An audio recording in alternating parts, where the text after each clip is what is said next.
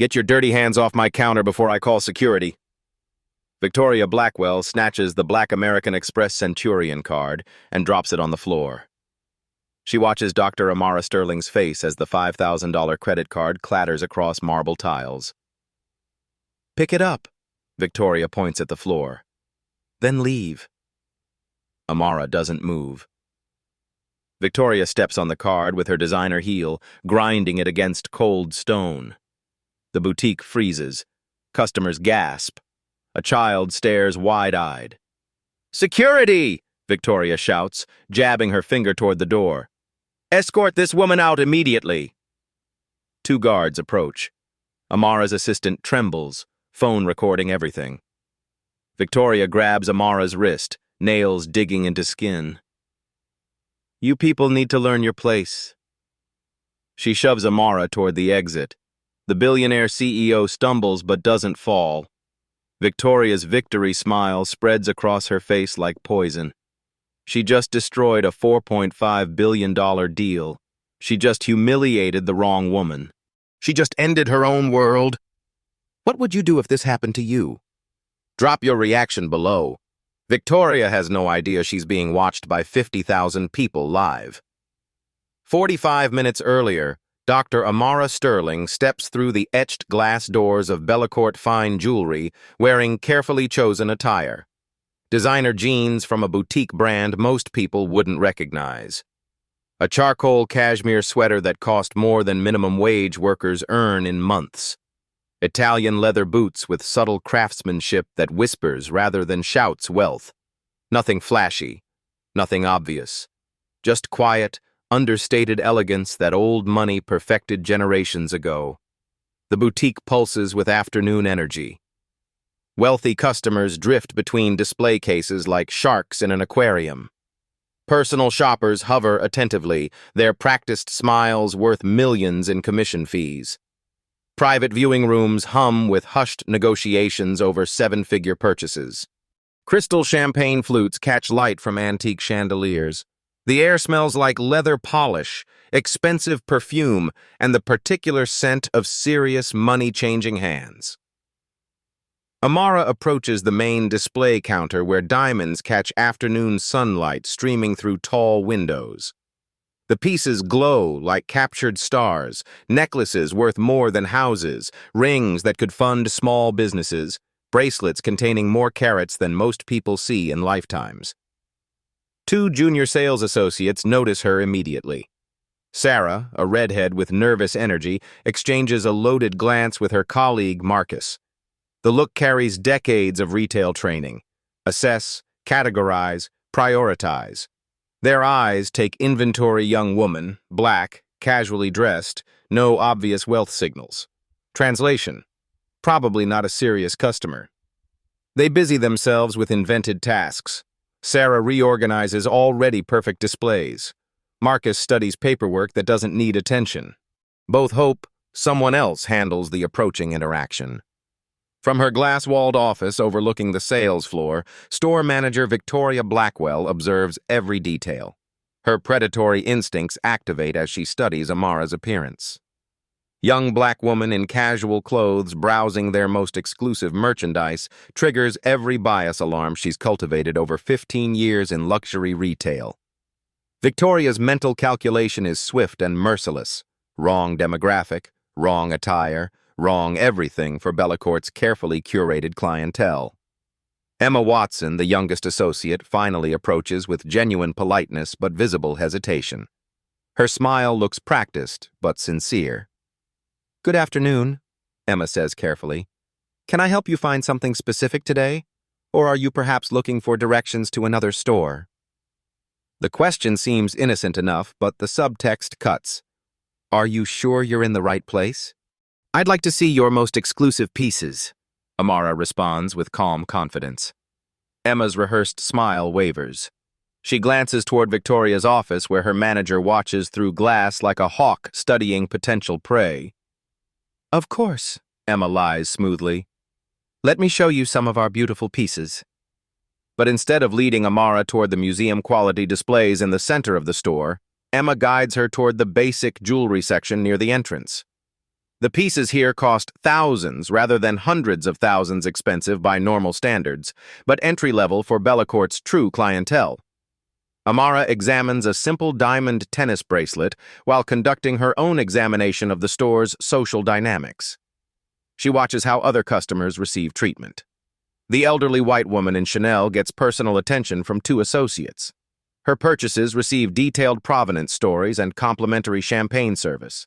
The middle-aged man in an expensive suit gets invited into a private viewing room where the truly spectacular pieces wait behind locked doors. Associates treat him like royalty, hanging on his every preference. Meanwhile, Amara stands alone except for Emma's reluctant supervision. The differential treatment creates a perfect case study in institutional bias. Amara files away every detail for future reference. Victoria emerges from her office like a predator who's identified weakness. Her heels click against marble floors with military precision as she crosses the boutique. Other associates automatically step aside, recognizing absolute authority. Victoria's smile doesn't reach her eyes, and Amara notices absolutely everything. Victoria positions herself strategically between Amara and the premium jewelry displays, her body language screaming territorial protection. She radiates the confidence of someone accustomed to making snap judgments about customer worthiness. "Good afternoon," Victoria says with professional coldness that could freeze champagne. "I'm Victoria Blackwell, the store manager. Is there something specific you're searching for today?" The words sound polite enough, but the subtext slices like a scalpel. "Why exactly are you here disrupting my carefully maintained environment?" "I'm interested in your rare jewelry collection," Amara replies evenly. Victoria's laugh sounds like breaking crystal. "Do you have an appointment with us? Our most exclusive pieces require advanced scheduling and pre-qualification procedures." I wasn't aware that shopping required appointments. "Well," Victoria's condescension drips like honey laced with arsenic. "Our established clientele typically understands our processes. They're familiar with how luxury retail actually operates."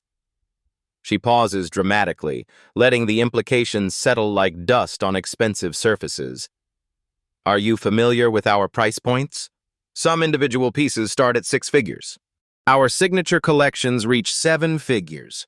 It's not uncommon for serious customers to spend more than most people's annual salaries on a single purchase."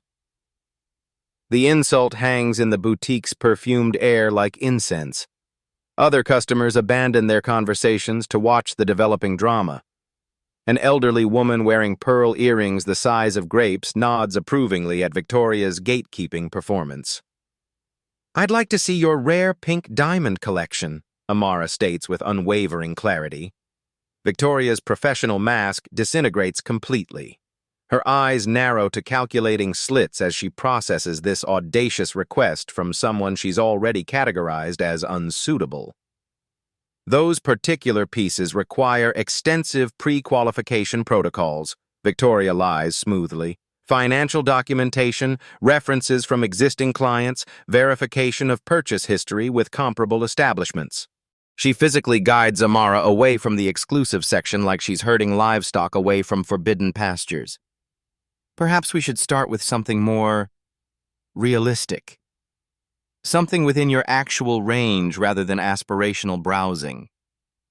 Amara reaches into her purse and produces an elegant business card embossed with subtle gold lettering.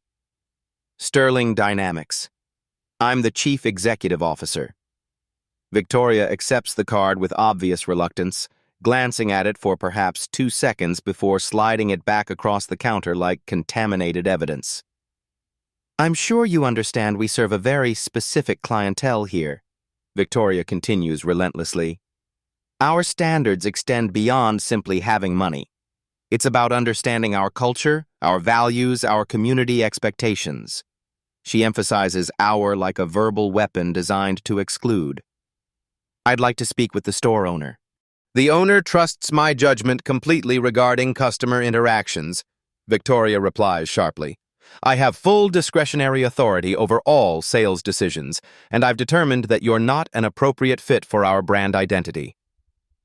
Amara's fingers drum once against marble, and Victoria should be running for her life.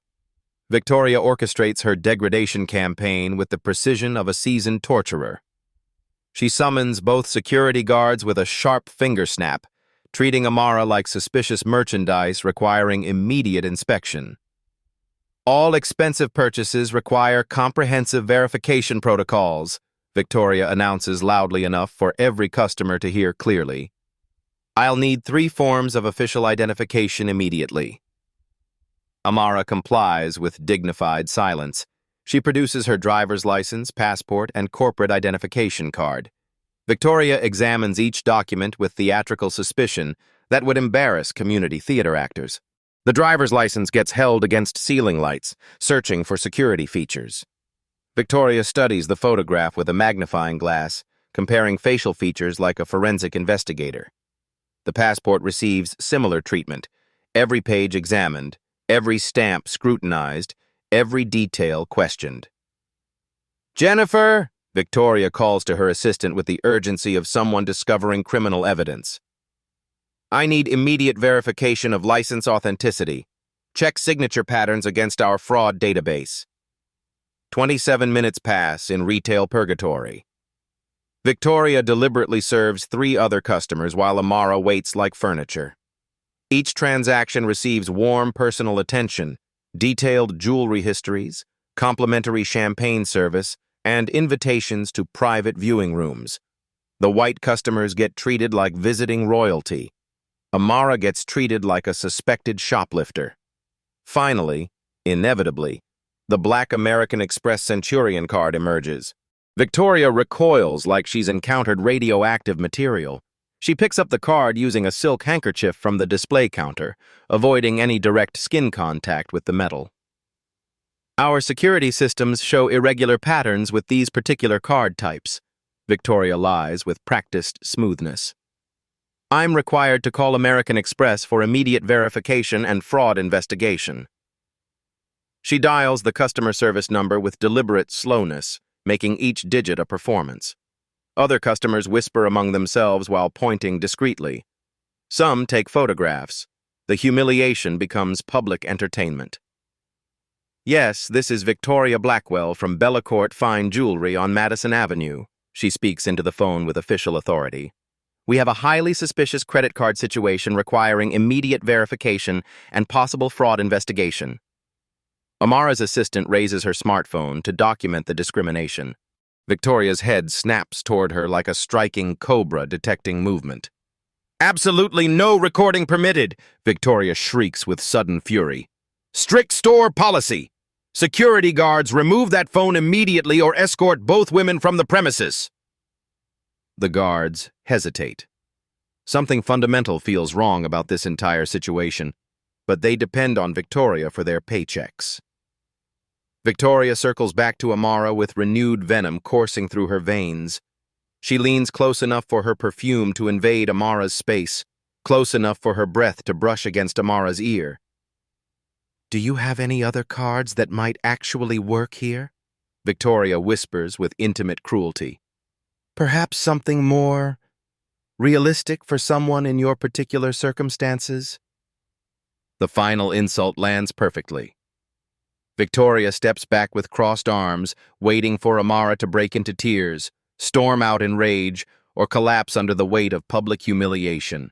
Instead, something extraordinary happens that Victoria will replay in nightmares for years. Amara's smile appears cold, predatory, and absolutely devastating to anyone who recognizes what it means. Amara excuses herself to the boutique's marble restroom with the composure of someone attending a routine business meeting. Her assistant follows closely, heels echoing off imported Italian stone walls. Once the heavy door clicks shut and locks with finality, Amara allows herself exactly 10 seconds of human vulnerability. Her shoulders shake with suppressed rage. Her breath catches in her throat like broken glass. The humiliation burns through her chest with acid intensity, threatening to consume her professional composure entirely. The pain cuts deeper because it's familiar, 1,000 smaller indignities accumulated over decades of success. Every assumption about her competence, Every surprised reaction to her achievements, every subtle suggestion that she doesn't belong in spaces her own money could purchase outright. Then the chief executive officer returns with vengeance. Her phone appears like a weapon. Speed dial connects to her head of acquisitions before the first ring finishes.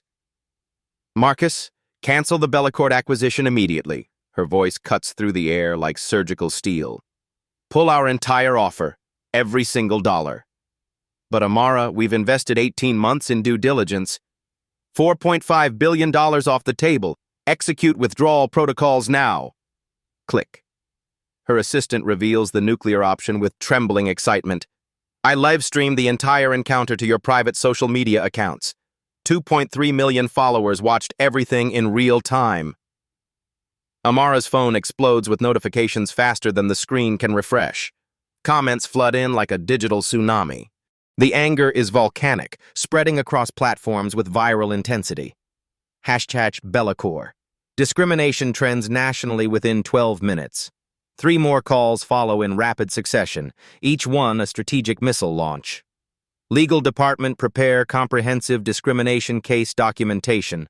I want every second recorded, every witness identified, every precedent researched. Media team draft statement ready in 30 minutes.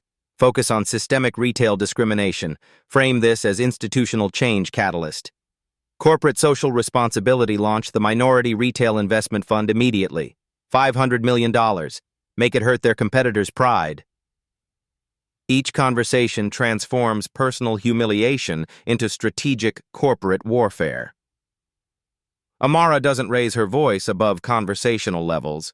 She doesn't need volume when precision cuts deeper.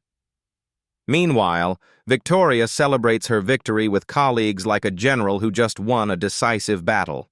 "You should have seen her face when I threw that fake card on the floor," Victoria laughs with genuine delight. Some people need harsh lessons about knowing their place in society. She calls store owner Margaret Bellecourt with triumphant confidence, spinning her narrative, protecting brand integrity from unsuitable customers who threaten their exclusive reputation. Margaret, currently sipping wine on her Hampton estate, barely listens to Victoria's detailed report. Her mind focuses on upcoming dinner party preparations rather than store management details. "Use your best judgment, Victoria," Margaret dismisses with distracted authority. "That's exactly why I pay you such generous compensation." Victoria's confidence reaches stratospheric levels. She's convinced herself she's a heroic guardian defending luxury retail standards against inappropriate intrusion. She starts planning her evening celebration champagne dinner, expensive shopping, maybe even a social media post about maintaining excellence. Her phone buzzes with a Google alert notification. "Sterling Dynamics CEO trending." She dismisses it without reading. Why would she care about some random technology company? The irony would be hilarious if it weren't about to detonate her entire existence. Victoria has no idea her victory is broadcasting to millions in real time. Amara returns to the sales floor radiating supernatural composure that unnerves everyone present. She walks directly to the boutique's most prestigious display case, where a magnificent pink diamond necklace catches light like captured fire. The price tag reads $890,000 in elegant script. "This piece," Amara says clearly, pointing at the necklace with steady fingers. "I'll purchase it immediately." She places her black American Express Centurion card on the marble counter with deliberate precision. The metallic sound echoes through the boutique like a challenge thrown down before combat. Victoria's face contorts through multiple emotions: surprise, rage, and something approaching panic. Her carefully constructed victory begins crumbling like a sandcastle facing incoming tide. "I already explained our comprehensive policies regarding exclusive merchandise." Victoria's voice climbs higher with each word. "That particular piece requires extensive pre-qualification protocols that you clearly haven't completed." "Then qualify me now." "You need to demonstrate appropriate purchasing progression," Victoria insists desperately. "Start with smaller pieces. Work your way up gradually. Prove your commitment to our brand values over time." She guides Amara away from the premium section, like she's redirecting traffic around an accident scene. Perhaps something under $10,000? More suitable for customers building their jewelry collections gradually? Victoria emphasizes building like she's addressing a child learning basic financial responsibility. I want the pink diamond necklace. Victoria signals her security guards with subtle hand gestures that Amara intercepts and memorizes. Two large men approach with obvious reluctance. Their instincts rebel against threatening a woman who hasn't committed any actual offense. Gentlemen, we have a problematic customer making unrealistic demands beyond her obvious means. Victoria explains with authority that brooks no argument. She's disrupting our legitimate clients and creating an uncomfortable atmosphere. Guard Martinez studies Amara's composed demeanor. Nothing about her suggests criminal intent or aggressive behavior. But Victoria signs his paychecks and controls his employment future. Ma'am, Martinez says gently, maybe you could consider— Call the police immediately, Victoria interrupts with escalating hysteria. I want her removed for trespassing and harassment of our valued customers. The remaining boutique patrons pull out smartphones instinctively. Modern reflexes kick in. When drama unfolds, people record evidence. Victoria notices the proliferating cameras and loses complete control. No photography permitted. Strict store policy. This is a private business matter. But phones keep clicking. Social media posts multiply exponentially. #BellaCourt hashtags start appearing in feeds across Manhattan's Upper East Side. Emma watches in growing horror as her boss destroys everything the store has built over decades. She wants to intervene but fears losing her job during a brutal economic climate. One security guard asks Victoria if she's absolutely certain about calling police.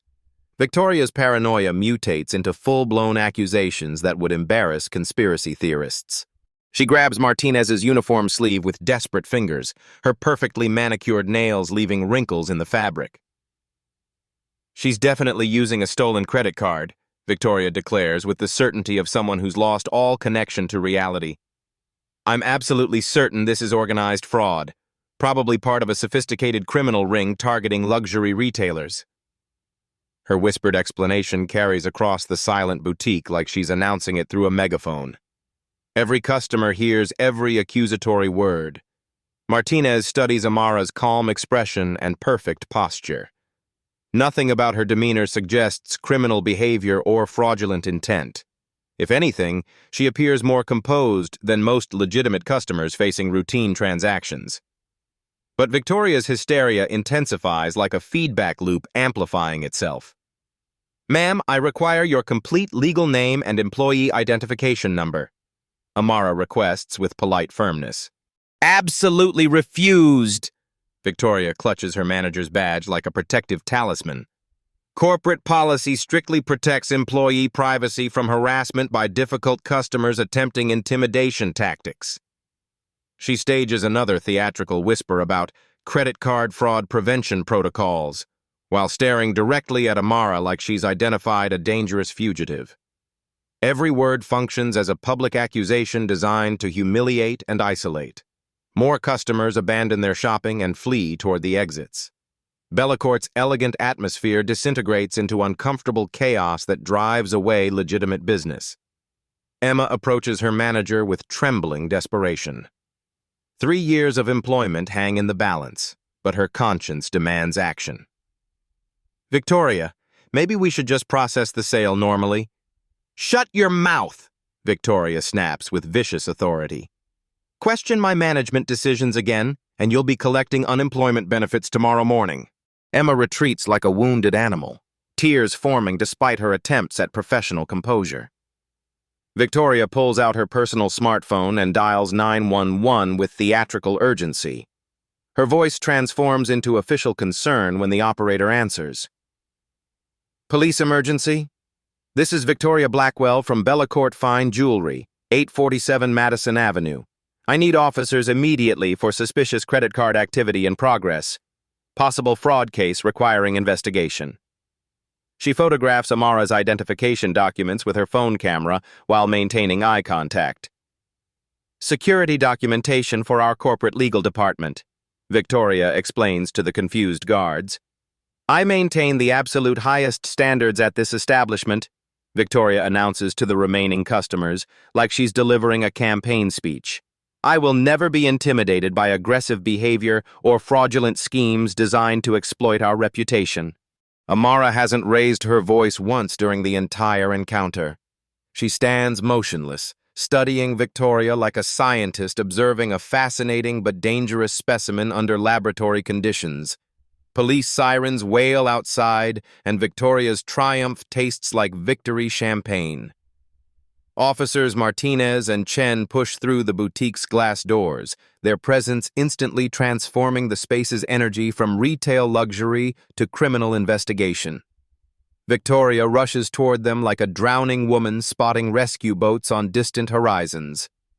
Officers, thank God you arrived so quickly, Victoria gasps with relief that sounds genuinely grateful. I have a serious fraudulent credit card situation requiring immediate law enforcement intervention. She gestures dramatically toward Amara like she's identifying a dangerous fugitive who just attempted armed robbery. She's been acting extremely suspicious since entering our establishment, Victoria continues with growing confidence. Demanding access to merchandise far beyond her obvious financial capabilities, presenting questionable identification, refusing to accept appropriate alternatives. Officer Martinez surveys the scene with trained eyes. A composed, well-dressed woman stands quietly near expensive displays, while a frantic manager points accusatory fingers and makes wild claims about criminal activity. His police instincts scream contradiction. Ma'am, what specific crimes has this customer committed? Martinez asks carefully. Credit card fraud, identity theft, probably organized retail crime. Victoria's voice climbs toward hysteria. Look at her appearance versus the merchandise she's demanding. Does this seem legitimate to you? Officer Chen examines the Black American Express Centurion card with professional interest. His wealthy brother-in-law carries an identical card. Chen recognizes the authentic weight, the precise craftsmanship, the subtle security features that make counterfeiting nearly impossible. She claims this is real, but our systems detected irregularities, Victoria lies with increasing desperation. She's probably got accomplices waiting outside in getaway vehicles. Amara's phone buzzes constantly with incoming notifications. Her screen lights up repeatedly. Thousands of comments, news outlet interview requests, viral hashtags exploding across social media platforms. Victoria notices the suspicious phone activity with fresh paranoia coursing through her bloodstream. See that constant communication? Victoria points at the buzzing device like she's identified smoking gun evidence. Obviously coordinating with her criminal network, probably planning their next target. She demands the officers confiscate Amara's phone as evidence of ongoing conspiracy. Her desperation stinks like fear sweat despite the confident words pouring from her mouth.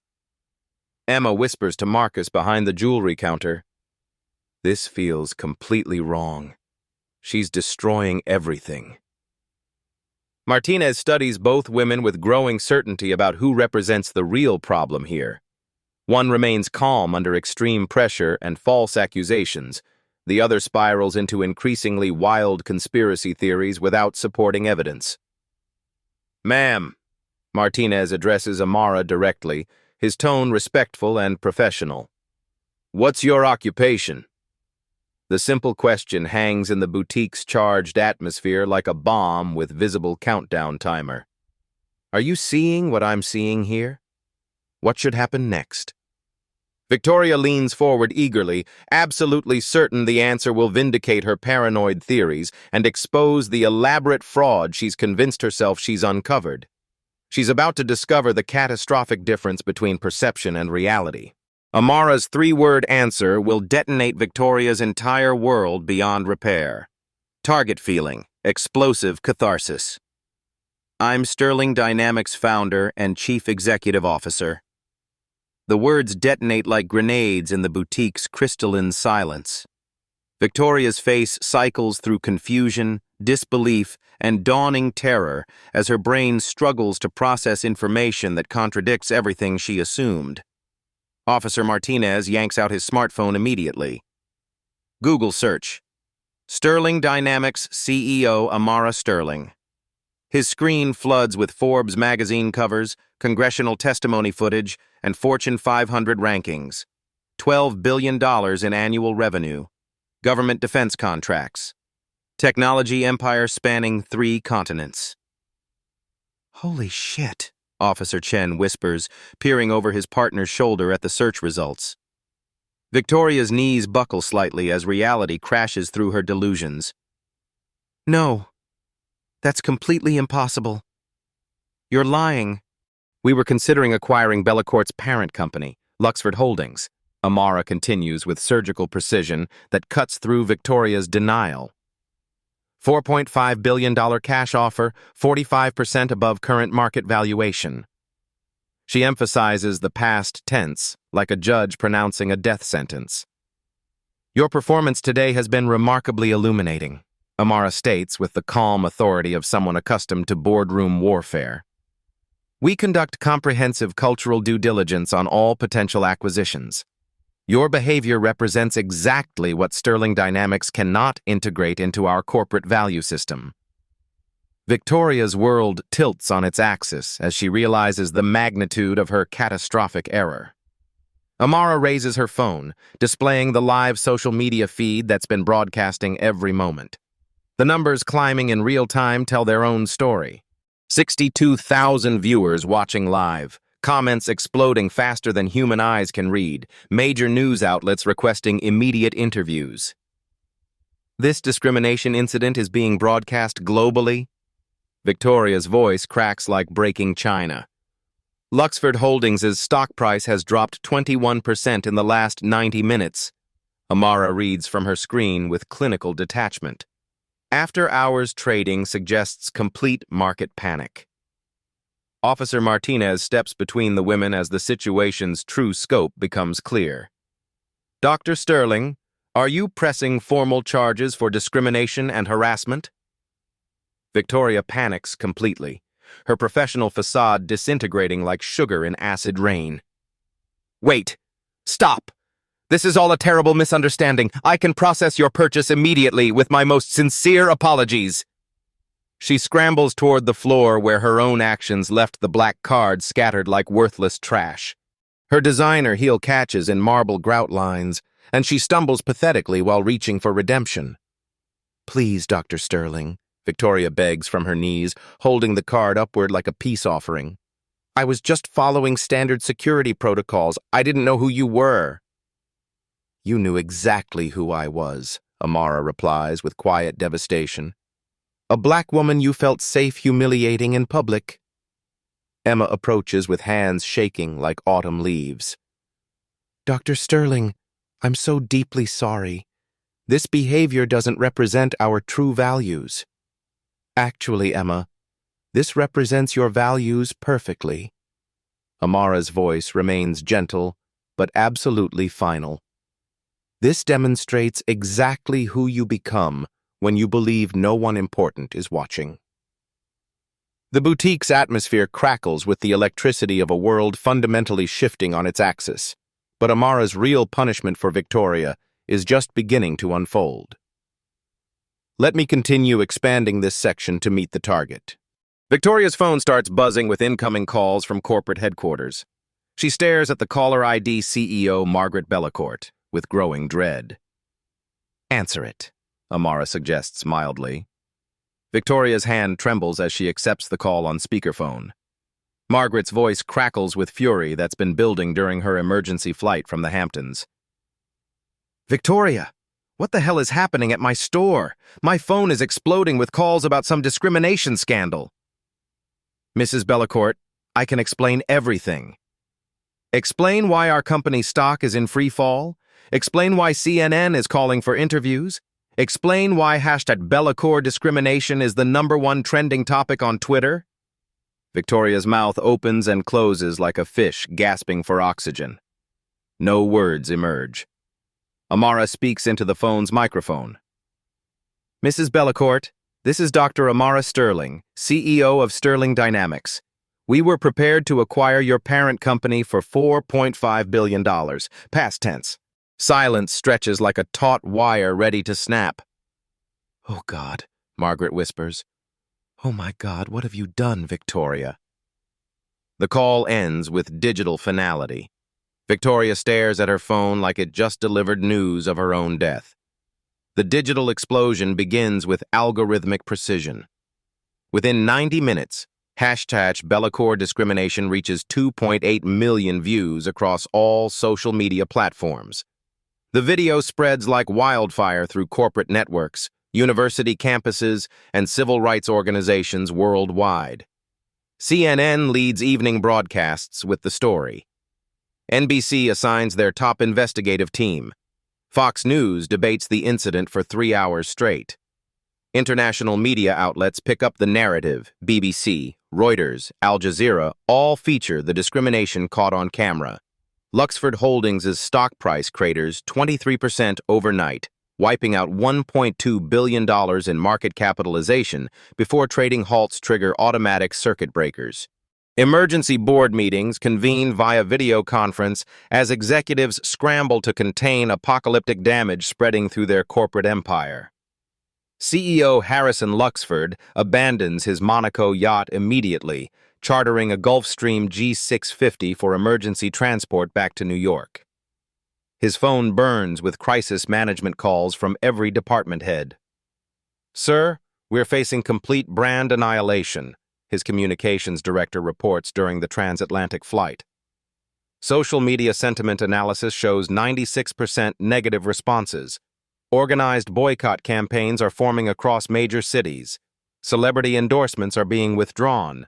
Influencer partnerships are terminating contracts. The corporate death spiral accelerates beyond human control.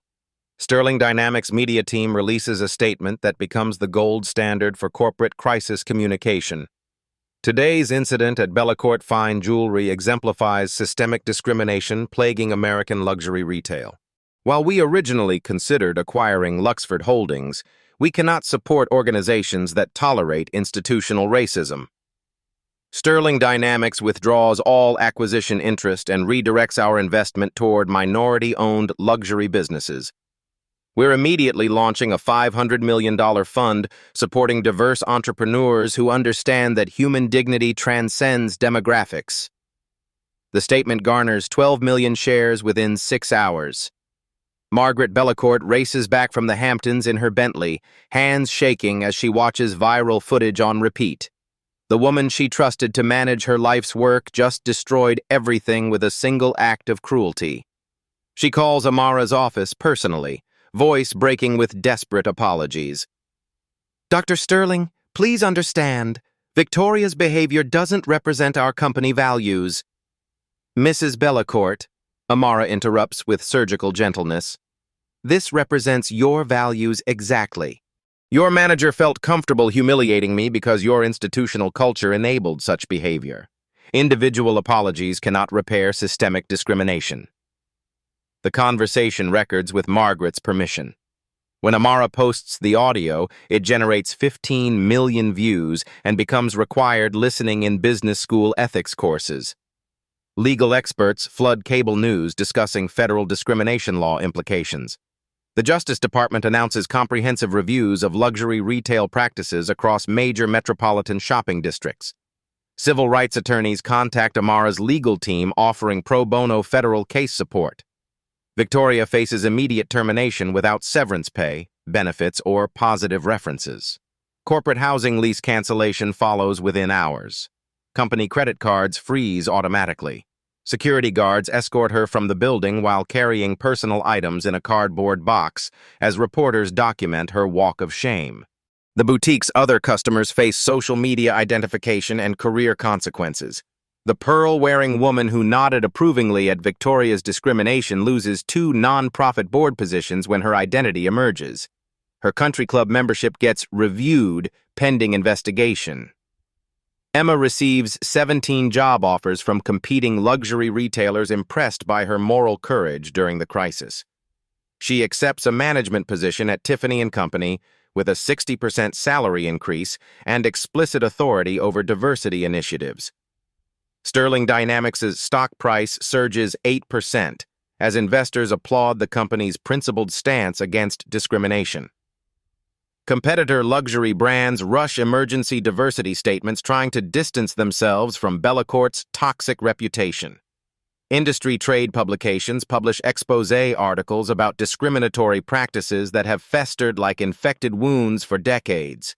The Retail Industry Leaders Association calls emergency meetings to address systemic bias before other companies face similar viral destruction. Business schools scramble to develop case study materials. Harvard Business School announces the incident will anchor their ethics curriculum. Stanford Graduate School of Business schedules emergency seminars about corporate social responsibility in the digital age. The Bellecourt case becomes required reading for MBA students studying crisis management, corporate ethics, and the intersection of social justice with business strategy. International luxury conglomerates institute immediate policy reviews. Secret shopper programs emerge to test store cultures regularly. The Sterling Standard enters business vocabulary as shorthand for treating all customers with dignity, regardless of appearance or assumptions. Federal legislation gets fast-tracked through Congress, requiring comprehensive bias training for all customer-facing employees in establishments exceeding $5 million annual revenue. The Retail Dignity Act establishes financial penalties for discriminatory practices and creates federal funding for cultural competency programs. The transformation ripples beyond retail into healthcare, banking, hospitality, and real estate. Corporate executives worldwide study the case as a cautionary tale about how viral humiliation can destroy decades of careful brand building overnight. But Victoria's personal consequences have barely begun to unfold. Victoria's wrongful termination lawsuit becomes a masterclass in legal self-destruction. She claims discrimination based on unrealistic performance standards and hostile work environment created by social media harassment. The irony escapes her completely. Her first attorney reviews the viral footage for exactly 18 minutes before withdrawing from representation. The evidence is overwhelming, undeniable, recorded from 17 different camera angles by customers and security systems. "Ma'am, this case is unwinnable," he explains with brutal honesty. "You're documented committing textbook discrimination. No jury would side with you." Employment lawyers across Manhattan refuse her calls. Her name triggers instant rejection. Legal practices won't risk their reputations defending obvious discrimination captured in high-definition video. "No one will touch this case," her final attorney explains during their last meeting. "You've become litigation poison. Insurance companies won't cover discrimination this blatant." Personal bankruptcy arrives with mathematical inevitability. Legal consultation fees devour her savings account. Court filing costs drain her checking account. Her luxury Upper East Side apartment mortgage enters foreclosure within 90 days. The property she once bragged about to colleagues gets listed for emergency liquidation sale. Victoria packs her designer belongings into cardboard boxes while process servers deliver additional lawsuit notifications. Social media vigilantes conduct digital archaeology on her employment history. Previous discrimination incidents surface like buried evidence at crime scenes. A disturbing pattern emerges across her 15-year retail career. Maria Santos remembers being accused of credit card fraud at Nordstrom when Victoria worked there as assistant manager. David Kim describes being followed by security after Victoria flagged him as suspicious merchandise risk at Saks Fifth Avenue. Jennifer Washington recalls Victoria demanding additional verification for her legitimate American Express card at Bergdorf Goodman. 15 similar complaints spanning multiple luxury retailers build into a devastating class action lawsuit. Victoria's discrimination wasn't isolated. It was systematic, calculated, and repeated across her entire career. She attempts a public apology tour that backfires with spectacular cringe-worthy results. Morning television interviews become viral compilation videos as Victoria blames everyone except herself. "I was just protecting store assets," she tells Good Morning America host Robin Roberts, "following established company policies. How was I supposed to know she was actually important?" The clip explodes across social media for all the wrong reasons. How was I supposed to know she was important? Becomes a meme highlighting the fundamental problem treating human beings differently based on assumed social worth. Victoria moves to rural Ohio with relatives who barely tolerate her presence. She works overnight shifts at a 24-hour gas station under her maiden name, hoping to avoid recognition. Former Bellecourt colleagues pretend ignorance when she attempts contact through social media. Her LinkedIn profile gets deactivated after harassment complaints. Her professional network evaporates like morning dew. The luxury retail industry creates Victoria Protocols comprehensive bias training programs named directly after her case. Her photograph appears in corporate sensitivity workshops as the ultimate example of career-destroying discrimination. Background checks reveal her viral infamy immediately during job application processes. Even discount retail chains reject her employment applications. She becomes permanently unemployable in her chosen profession. Mental health deterioration follows predictably. Depression, anxiety, and social isolation compound as she exists in a prison constructed from her own prejudice, maintained by stubborn pride, and locked from the inside with rusty keys of unrepentant racism.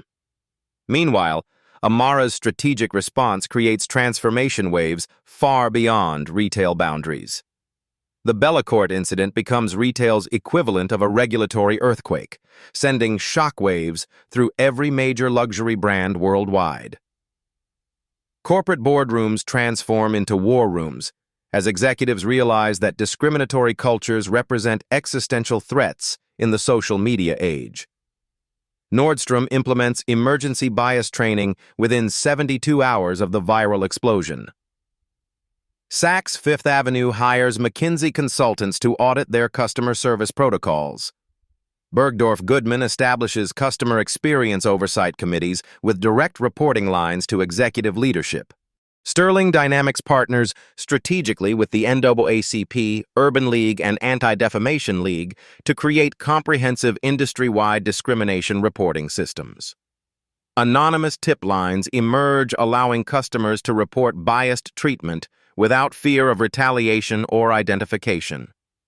Harvard Business School's ethics department works around the clock developing comprehensive case study materials. The Sterling Bellecourt incident, corporate social responsibility in the digital age, becomes required curriculum for MBA students studying crisis management and ethical leadership. The Amara Sterling standard enters business vocabulary as shorthand for maintaining dignity under pressure while responding strategically to injustice rather than emotionally. Leadership conferences feature her congressional testimony about systemic discrimination embedded in American luxury retail culture. Federal legislation advances through Congress with bipartisan support, a rarity in contemporary politics. The Retail Dignity Act establishes mandatory bias training requirements for customer-facing employees in establishments exceeding $5 million annual revenue. Financial penalties for discriminatory practices fund cultural competency programs nationwide. International luxury conglomerates adopt emergency policy reforms inspired directly by Amara's case.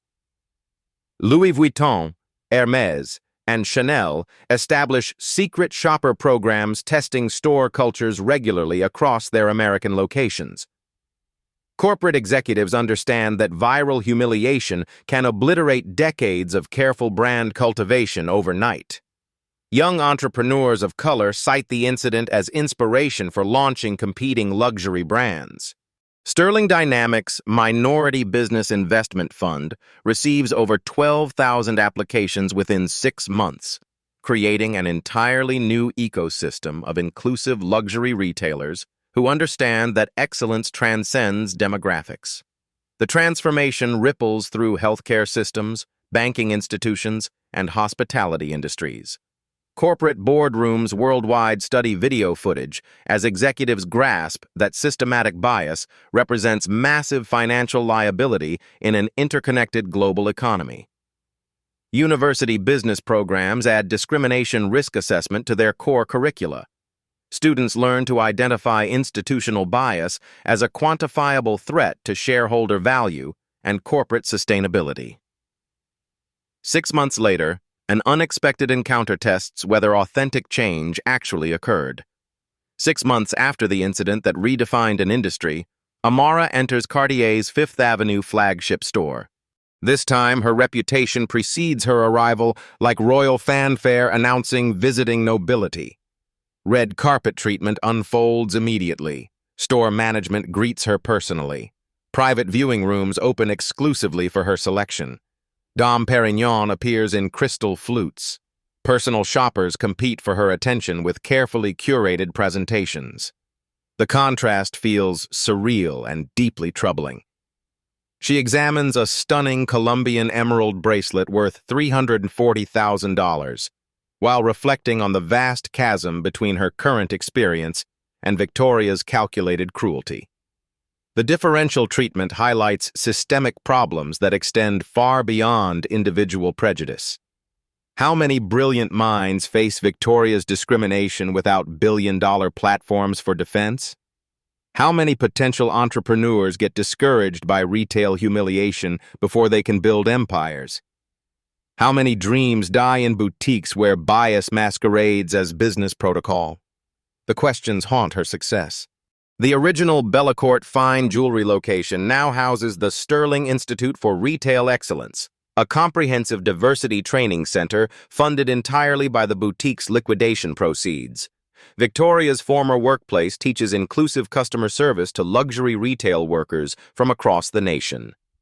Emma Watson thrives as manager of Amara's personal shopping service for Sterling Dynamics executives. Her career flourished exponentially after choosing moral courage over comfortable silence during the crisis. She speaks regularly at retail industry conferences about recognizing discrimination patterns and finding strength to intervene when colleagues behave badly. Victoria Blackwell's story becomes required reading in business ethics courses nationwide, a cautionary tale about how personal prejudices can detonate careers and destroy companies with nuclear efficiency. Graduate students analyze her downfall as a masterclass in consequences meeting choices. Amara's charitable foundation launches scholarship programs specifically supporting minority students pursuing business degrees. She mentors young entrepreneurs facing systemic barriers, teaching them to transform obstacles into strategic advantages through patient planning and precise execution. Her approach remains consistent across all situations. Respond strategically rather than emotionally, document everything thoroughly, build alternative systems that reward inclusive behavior rather than simply punishing discrimination. The Bellecourt incident transcended personal vindication entirely. It demonstrated how strategic responses to injustice create lasting institutional change that benefits countless future victims. Amara leveraged her unique position to highlight ongoing discrimination while simultaneously building practical solutions. She never sought revenge. She pursued comprehensive reform. The distinction matters profoundly. Individual bias training sessions happen daily across luxury retail chains. Corporate executives review customer interaction footage regularly, like military commanders studying battlefield intelligence. The industry learned that discriminatory cultures represent existential threats requiring immediate remediation. Amara's calculated victory created expanding ripple effects, still generating change. Young entrepreneurs launch businesses inspired by her strategic example. Customers feel empowered to document and report discriminatory treatment without fear. The retail landscape shifts toward genuine inclusivity rather than performative corporate gestures designed for public relations purposes. Personal humiliation became institutional transformation through strategic thinking and patient execution. Dignity defended creates change. Dignity ignored creates destruction. If this story of justice and consequences resonated with you, smash that like button right now. Your engagement helps us expose more cases where discrimination meets devastating karma.